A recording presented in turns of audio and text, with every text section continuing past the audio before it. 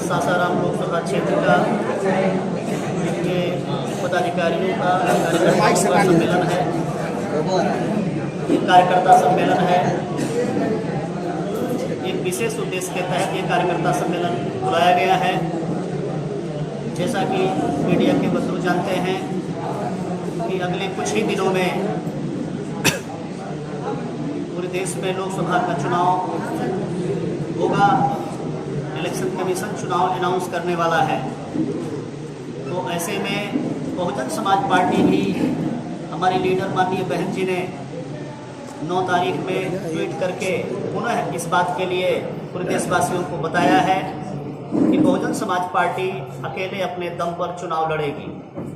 उस कड़ी में मैं डॉक्टर लालजी मेधांकर बिहार प्रदेश में बहन जी का नुमाइंदा हूँ, केंद्रीय प्रदेश प्रभारी हूँ। तो बहन जी के निर्देश के अनुसार बिहार प्रदेश की सभी 40 लोकसभा सीट पर बड़ी अच्छी तैयारी के साथ बहुजन समाज पार्टी अकेले अपने दम पर चुनाव लड़ेगी। 40 लोकसभा सीट में ऐसे तो हमारी सभी सीटों पर बेहतर तैयारी है, लेकिन बिहारवासी जैसा आप लोग जानते हैं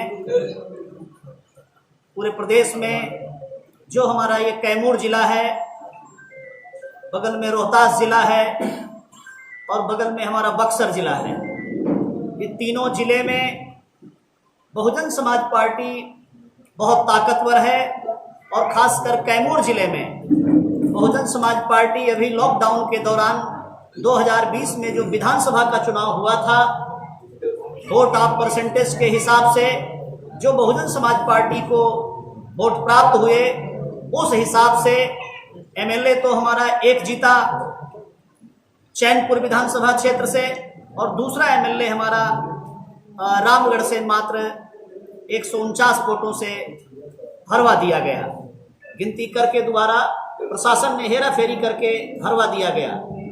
ये रिजल्ट आया कैमूर जिले में, लेकिन ऑल ओवर अगर वोट ऑफ परसेंटेज को देखें और जितना वोट हमें मिला है 2020 के चुनाव में बहुजन समाज पार्टी कैमूर जिले में 1 नंबर पर है, पहले स्थान पर है।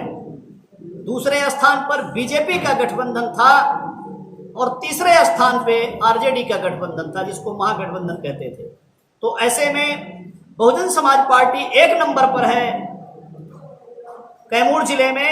हमारी जो मैं जैसे पार्टी हम पर विश्वास किया, मैं गांव क्षेत्र में जाकर हर समाज से मैं पकड़ कर मैं पार्टी के साथ मजबूती से काम करेंगे। मैं सबसे कहूँगा हमारे न्यायाधीश को प्रधानमंत्री बनाइए। आप लोग सारे लोग संकल्प लीजिए, क्योंकि सारे लोग को देख चुके हैं, सारे लोग चमचा इधर से उधर भागते हैं अपने फायदे के लिए। बस यही मेरा कहना है। अच्छा, संसदीय क्षेत्र घूम रहे होंगे, क्या कमियां महसूस हो रही है? जनता के लिए बहुत ज्यादा जरूरी है। उसमें यही कमी है कि सारे लोग सोच रहे हैं छेदी जी से सब लोग सब लोग हार मान गए, कह रहे हैं काम नहीं किए, विकास नहीं किए। हम लोग को बोले हैं कि जो भी आपकी समस्या है हम लोग सारे काम करेंगे, विकास करेंगे। आप लोग एक बार हमको भी मौका आप लोग दीजिए, क्योंकि दोनों आदमी को मौका देख चुके हैं। एक बार युवा है आपका भाई, आपका बेटा, एक बार हमें भी मौका दीजिए। जब भी आपको जरूरत पड़े किसी भी दुख में, किसी भी रात में, मैं आपके साथ कदमों में कदम मिलाकर चलने के लिए साथ में तैयार है। जय हिंद। अगर आप जीत जाते हैं तो प्राथमिकता क्या रहेगी? मेरा यही होगा कि सबसे पहले मैं सबका विकास करूं, यही मेरा। पहले स्थान पर बीजेपी का गठबंधन था और तीसरे स्थान पे आरजेडी का गठबंधन था, जिसको महागठबंधन कहते थे। तो ऐसे में बहुजन समाज पार्टी 1 नंबर पर है कैमूर जिले में। हमारी जो दूसरा जो हमारा जिला है बगल में रोहतास जिला है, 3 विधानसभा क्षेत्र उसकी करगहर, सासाराम और चेनारी, और 3 विधानसभा क्षेत्र कैमूर जिले का चैनपुर, भभुआ और मोहनिया। ये 6 विधानसभा को मिला करके सासाराम लोकसभा क्षेत्र का निर्माण है। सासाराम लोकसभा क्षेत्र यह ऐतिहासिक धरती है, ये आरक्षित सीट है, रिजर्व सीट है, और इन सीट पर बहुजन समाज पार्टी का वर्चस्व है। तो ऐसे में हम लड़ेंगे तो 40 की 40 लोकसभा सीट पर। लेकिन मैं मीडिया बंधुओं को बताना चाहता हूं कि उन 40 में भी हमारी सासाराम लोकसभा की सीट वो 1 नंबर की सीट है बहुजन समाज पार्टी के हिसाब से। क्या मुद्दा रहेगा आपका इस चुनाव? आज 1 नंबर की सीट पर बहुजन समाज पार्टी की राष्ट्रीय अध्यक्ष, उत्तर प्रदेश में 4 बार रही मुख्यमंत्री, सामाजिक परिवर्तन की महानायिका, परम आदरणीय बहन कुमारी मायावती जी के यहाँ हमारे बीच में से एक नौजवान युवा संतोष कुमार जी ने चुनाव लड़ने के लिए आवेदन दिया था।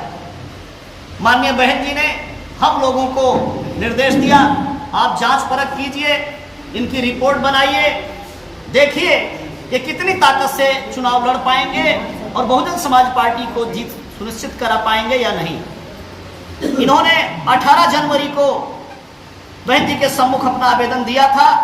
18 जनवरी के बाद से लेकर के हम इनको जांच रहे थे, परख रहे थे, क्षेत्र में इनके कार्यक्रम भी लगवा रहे थे। पिछले 27 फरवरी को इन्होंने एक भव्य कार्यक्रम भभुआ में किया था। उस दिन बारिश भी हो गई, कार्यक्रम ऐतिहासिक रहा। हमारी माताएं बहनें, तमाम हमारे जन समर्थन के लोग बारिश में भीग भीग करके हमारी बात को वो लोग सुनते रहे। हमारे कार्यकर्ता, हमारे पदाधिकारी कैमूर जिले के बड़ी शिद्दत के साथ, बड़ी मेहनत के साथ, समर्पण के साथ बहुजन समाज पार्टी को बरसों से सींचने में लगे हुए हैं। तमाम त्याग और समर्पण के साथ बीएसपी को आज हमारे कार्यकर्ताओं ने इस स्थिति में पहुंचाया है कि 2024 में सासाराम पार्लियामेंट बहुजन समाज पार्टी पूरी तरह से जीतने के लिए प्रतिबद्ध है और जीतने की तैयारी बहुजन समाज पार्टी की हुई। तो ऐसे में हमें निर्देश प्राप्त हुआ माननीय बहन जी की ओर से कि सासाराम लोकसभा सीट पर युवा साथी संतोष कुमार, जिन्होंने चुनाव लड़ने के लिए सासाराम लोकसभा सीट से अपना आवेदन दिया था, उनका आवेदन स्वीकृत हो गया है। कल हमें माननीय बहन जी ने निर्देश दिया कि इनको और देरी ना करते हुए आप तुरंत पहुंचिए और जाकर के वहां पर इनको लोकसभा के कैंडिडेट के रूप में, जिसको बहुजन समाज पार्टी लोकसभा प्रभारी का पद देती है, तो आज मैं इस सभा के मध्य में हमारे प्रदेश के अध्यक्ष शंकर महतो हैं, प्रदेश के महासचिव अरुण कुमार जी हैं, प्रदेश के महासचिव विकास पटेल हैं, विशंबर नाथ यादव हैं, संतोष कुमार बिंद हैं, चंचल मिश्रा हैं, सरवर अली खान हैं। हमारी स्टेट की टीम और जिले की समस्त टीम यहाँ पर उपस्थित है। मैं समस्त कार्यकर्ताओं, पदाधिकारियों के बीच में माननीय बहन जी के आदेश की घोषणा करने के लिए आज ये संक्षिप्त में बहुत जल्दी में कल आदेश किया गया और आज ये मीटिंग बुलाई गई। तो मैं आज माननीय बहन जी की ओर से मीडिया बंधुओं को ये घोषित करता हूँ कि संतोष कुमार जी सासाराम लोकसभा के प्रभारी बनाए जाते हैं। ये संभावित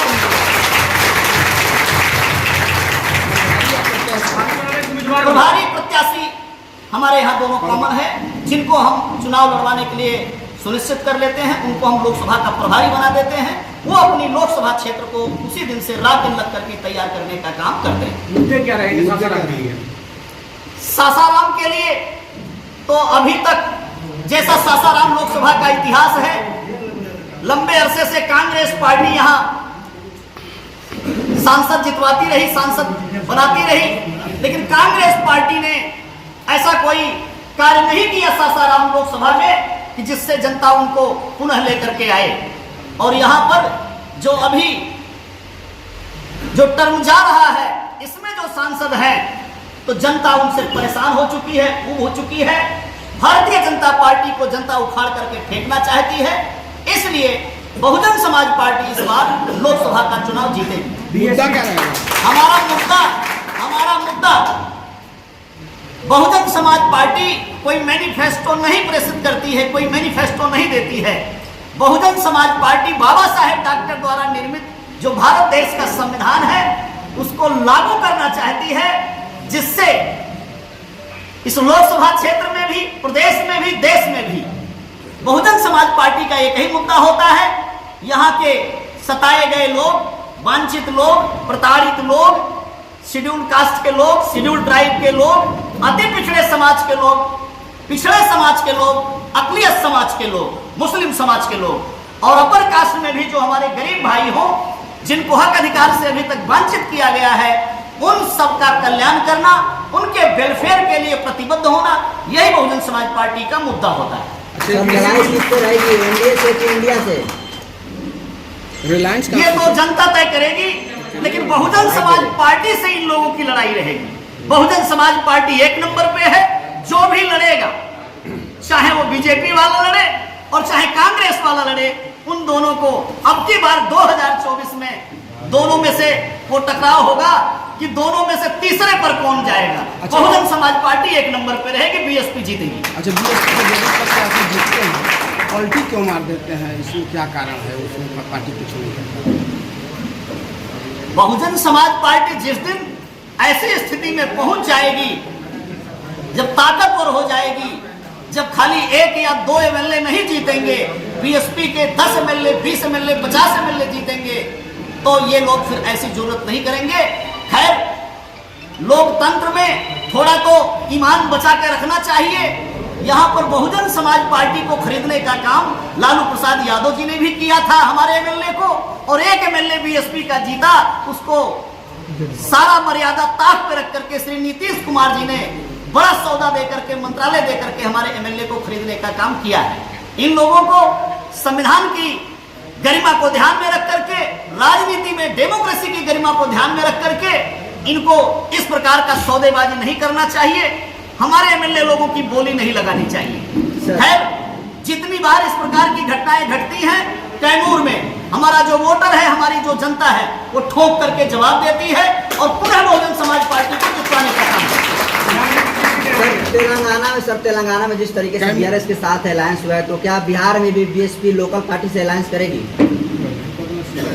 माननीय बहन जी ने अनाउंस कर दिया है, हम अकेले अपने दम पर चुनाव लड़ेंगे, यही सुनिश्चित है, यही बहन जी का। अच्छा, बिहार में 40 सीट है सर, कितने सीट जीतने का दावा क्या लगता है? हम चुनावी मैदान में हैं। जैसे जैसे चुनाव आगे बढ़ेगा, ऐसे फिर आप लोगों को हम जवाब दे पाएंगे। क्या स्थिति लग रहा है? कि हम लोग कितने आगे बढ़े। क्या स्थिति लग रहा है बिहार में? बिहार में बहुत अच्छी स्थिति है। बहुजन समाज पार्टी इस बार रखा जाए, बहुजन समाज पार्टी इस बार लगभग 1.5 दर्जन सीटों पर बहुत ताकत के साथ लड़ रही है। आज इस सासाराम संसदीय क्षेत्र में बराबर लड़ रही है बहन कुमारी मायावती जी, जो हमारी राष्ट्रीय नेता है। उनके दिशा निर्देश पर आज इस संवाददाता प्रेस वार्ता में हमारे केंद्रीय प्रदेश प्रभारी आदरणीय डॉक्टर लालजी मेधांकर जो बातें आप लोगों को बताए हैं, वह बहन जी के निर्देश पर सासाराम पार्लियामेंट क्षेत्र से यहाँ के संघर्षशील, ओजस्वी, काफ़ी लोगों के बीच में रहने वाले, लोगों के दुख दर्द में साथ रहने वाले बहुजन समाज पार्टी की तरफ से पार्लियामेंट सासाराम में इनको लोकसभा का प्रभारी आज घोषित किया गया है। हमारी पूर्ण शुभकामना है इस पार्लियामेंट क्षेत्र में सर्जन हिताय सर्जन सुखाय के तर्ज पर सभी समाज के बीच में जाकर के लोगों को बहुजन समाज पार्टी के रीति नीति और बहन जी द्वारा किए गए संघर्ष, संत गुरु महापुरुषों द्वारा किए गए प्रयास को ये जन जन तक पहुंचाने का काम करेंगे। और अगर जनता का आशीर्वाद इन्हें मिला तो हम आशा नहीं, हम भरोसा दिलाते हैं कि आज़ादी के बाद से जितने भी लोग यहाँ से प्रतिनिधित्व किए हैं, चाहे वो कांग्रेस के लोगों ने प्रतिनिधित्व किया हो या भारतीय जनता पार्टी के लोगों ने प्रतिनिधित्व किया हो, बहुजन समाज पार्टी का प्रतिनिधित्व अगर यहाँ के सासाराम क्षेत्र के लोगों ने अगर मौका दिया तो इस क्षेत्र में बहुत ही अच्छा अवसर लोगों को मिलेगा। आपस में भाईचारा, मोहब्बत और विकास के काम भी काफ़ी तीव्र गति से बढ़ेगा और उत्तर प्रदेश के तर्ज पर बिहार में भी विकास की एक झलक दिखाई देगा। संत गुरु महापुरुषों का सपना साकार होता दिखाई देगा। इसलिए हम बिहार के खास करके सासाराम क्षेत्र के तमाम मतदाताओं से, तमाम यहाँ के जनता जनार्दन से अपील करते हैं आदरणीय बहन जी के हाथों को मजबूत करें और जो भी हमारे बहन जी के दिशा निर्देश पर जो भी हमारे प्रभारी जिस लोकसभा में प्रभारी बनाए जा रहे हैं उनको ताकत देने का काम करें, अपना तन मन धन दे करके उन्हें आगे बढ़ाने का काम करें, उन्हें मजबूत बनाने का काम करें। ताकि बिहार के लोगों ने जो बार बार इस बिहार के कई कार्यक्रम में नारा लगाया है कि बिहार प्रदेश के लोगों ने ठाना है कि आदरणीय बहन कुमारी मायावती जी को देश का प्रधानमंत्री बनाना है, तो हम खास करके हम अपने बिहार के तमाम 40 लोकसभा सीट के लोगों से हम आह्वान करते हैं कि आप लोग कदम से कदम मिला करके बहन जी के हाथों को मजबूत करें। जो नारा बिहार के लोगों ने लगाया है उसको साकार करने के आप लोग दिन रात एक करके मेहनत करें।